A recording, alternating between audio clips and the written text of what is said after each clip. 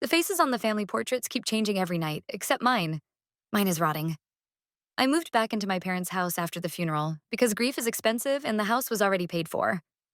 The first night, I walked past the gallery wall on the staircase like I had 1,000 times as a child.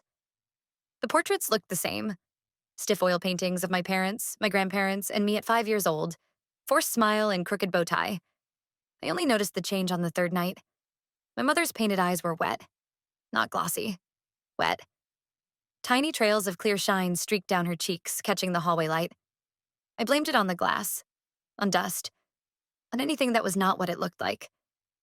I wiped the frame with my sleeve. When I looked again, the tears were gone. The next morning, my grandfather's portrait had changed. His usually stern mouth sagged, lips parted, teeth gray as if the artist had added shadows overnight. His eyes no longer looked past me. They looked at me, directly, accusing. I checked the backs of the frames for some trick, some mechanism. Nothing. Just canvas, wood, and the faint smell of old oil and varnish. Every night, something else shifted. My grandmother's pearl necklace snapped in the painting, beads frozen mid-fall like tiny moons. My father's tie twisted into a noose-tight knot around his neck, his cheeks flushed with painted strain. In one portrait, my mother's hands, once folded neatly in her lap, now gripped the arms of her chair so hard that the painted wood splintered under her fingers. I avoided looking at my own portrait. When I finally forced myself to, my stomach turned. The edges of my mouth in the painting were darkening. The skin around my lips cracked like old fruit. A faint gray-green shadow crept along my jawline, like bruises blooming under the skin. The next morning, there was a matching bruise on my actual jaw.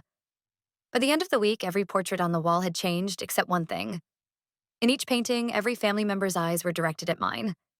Not at the viewer, at the rotten child in the center frame. On the seventh night, a new portrait appeared at the bottom of the staircase. I had never seen it before.